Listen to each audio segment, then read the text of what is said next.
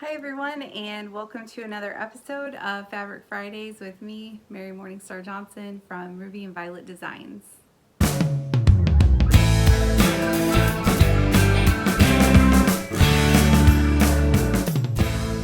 Today I'm going to talk to you guys about a pattern from Crab Apple Hill Patterns, and it's called a Gardener's Alphabet. I purchased it and I thought that it was kind of an expensive pattern. I really wanted the pattern, but when I got it, I understood why it was so expensive. And that's because even though this is the pattern, Gardener's Alphabet, it actually comes with all of these parts and pieces that mainly just give you the design of each block for you to complete. I also wasn't sure when I got the pattern how it was constructed. I didn't know if it was paper piece. I couldn't really tell in the picture or the description, but what they ended up doing for the pattern, so it makes a quilt, but you basically trace this onto your fabric, embroider it, and then paint it. And I didn't really want to do mine that way, and so I came up with my own method, and that's what I'm going to talk to you about and show you today. And I'm really excited about it, and I think that it's turning out really well. And I think that this is a really good example that sometimes you can buy a pattern and it may not really fit your style or what it is that you like to do, but you want to make that pattern. You just want to customize it to your own liking. And hopefully this will give you guys a really good example of how you can do that. So the first thing I want to talk to you about is materials. And for this, because it is more of an embroidery block, I bought some yardage of this it's a natural, it's almost kind of like a muslin, but it's a nice smooth cotton. And then I also bought just this white, it's a thinner, it's more of a batiste cotton. But when I bought it, the lady at the quilt shop that was helping me find the materials that I needed, she told me that these are her two best and most well-liked fabrics to embroider on. So I figured I'd give it a try, and I really liked how smooth it felt, so I felt like it would be a really easy fabric to use. So my first step in thinking about how I wanted to go about making these blocks, I wanted to use fabric for sure. I'm an artist that uses fabric mostly, and I don't really paint a whole lot, but I like to paint, but just not into my fabrics. And so I took this template and I basically took my block, because each block, it tells you the approximate size that you're going to need. So I took my piece and cut it out, both pieces, and cut it out to the size that I needed. And then I did trace. I actually took my daughter's light table and used it to trace the pattern that they give you onto the fabric, and I kind of placed it and then put my fabric over it just to kind of get it where I wanted it. And I have plenty of room around the edges if I need to trim down, or there's leeway to match it up to the other blocks. So I taped this together. This is actually two 11 by 17 pieces of paper taped together that they give you in the pattern. And so I just did a rough trace onto my fabric, because I'm going to be collaging fabric on top, and so I didn't want to spend a whole lot of time getting into the line work on it. Now in the areas, such as these where the wording is, where I know it's just going to be embroidery, there's not going to be any fabric in that area, I went ahead and traced that out.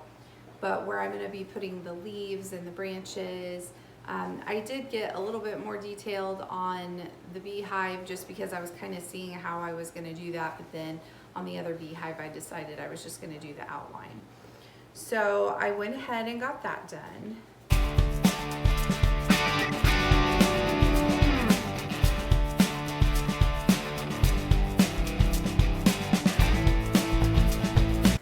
After that, I got my fabric that I wanted to actually trace the image onto out.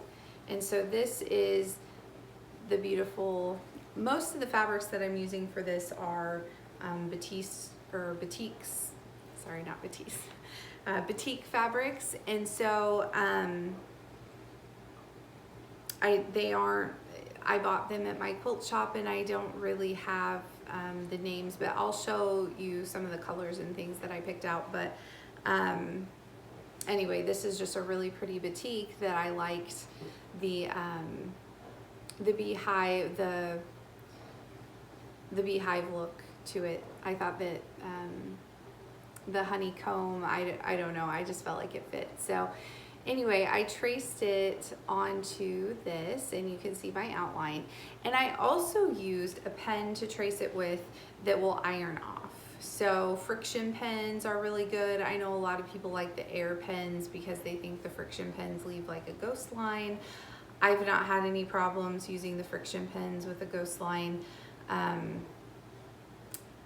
So anyway, you can try the different products and see, but I'm totally fine with the friction pens.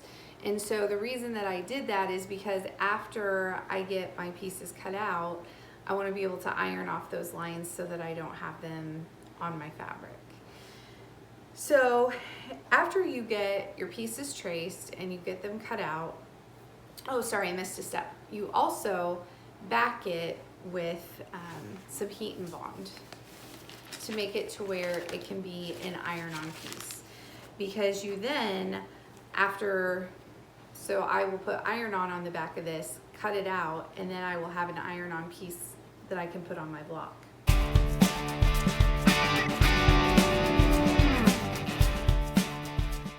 So after I put the iron-on pieces onto or get them all with the iron-on, get them all cut out, then they're ready to be placed onto the quilt block. And after I place them onto the quilt block, I actually go back through and draw the more intricate lines that are built into the pattern. So like this is an example, the little pumpkin bumps and you know, the outline of the flowers, because I do still want to go back in and embroider it. But I didn't want to use paint. I wanted to use fabric and then embroider on top of that. So here is what one of them looks like. And I know that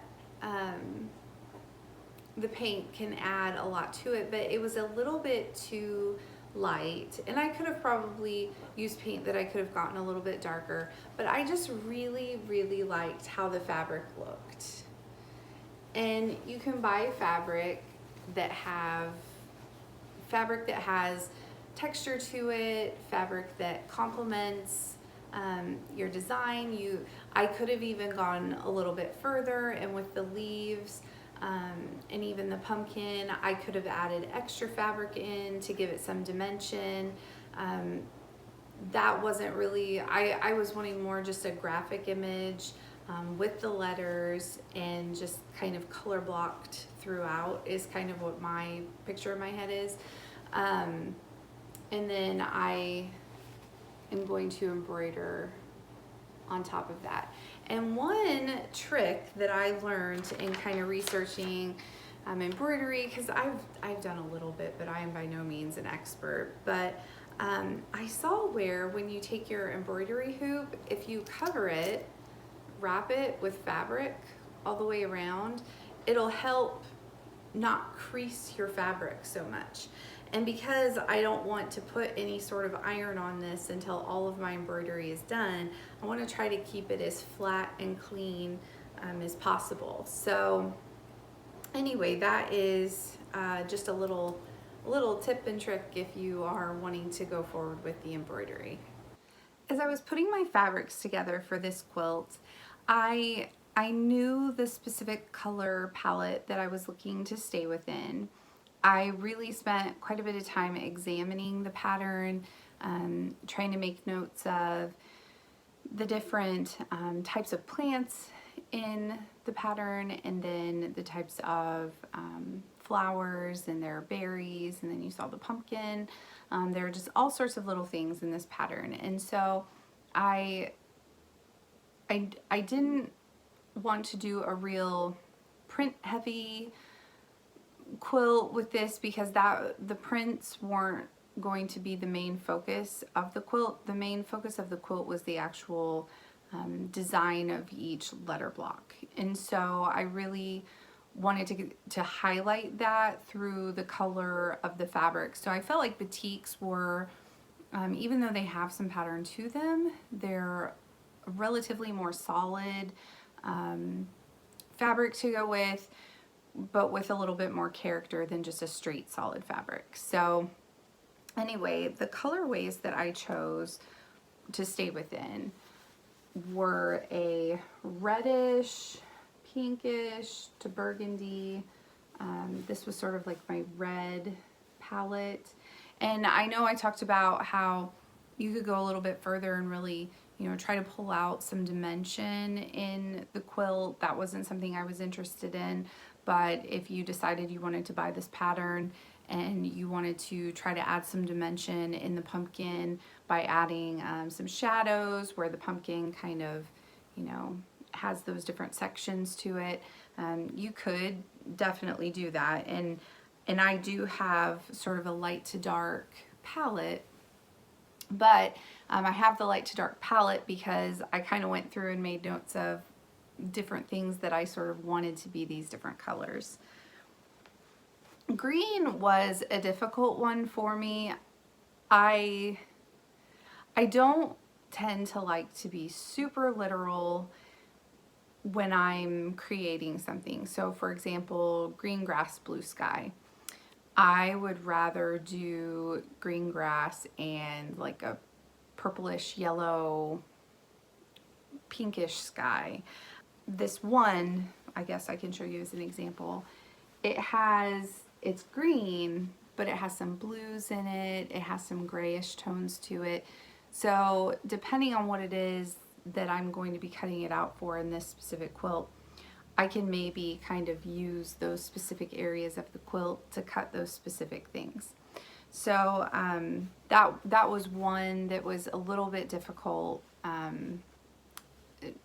not to find the fabric. That was the easy part, but it was difficult to kind of come up with a plan of, okay, I want to use green, but I don't want to be super literal and traditional with how I use the green. And then I did pull these other green colors, and I also really like the chartreuse green, and there's a couple of areas where I am going to use this. So that's something else to kind of think about when you're picking your color palette and your fabrics. The last one is this orange palette. And again, I have the dark to sort of the lighter ones. This was the fabric that I used for the pumpkin. You know, I might have to add more fabrics. I might have to think about a fourth component of color to add to this, but I'm hopeful that I can kind of force myself to stay within this color palette throughout, and go from there and see how it turns out. Thank you so much for watching my video this week. I hope that you learned something. I hope that you saw how to take a pattern and develop some new methods on how to go about completing that pattern and really making it yours, so that you can enjoy it. And I can't wait to see you guys back again next week, and have a great weekend. Bye.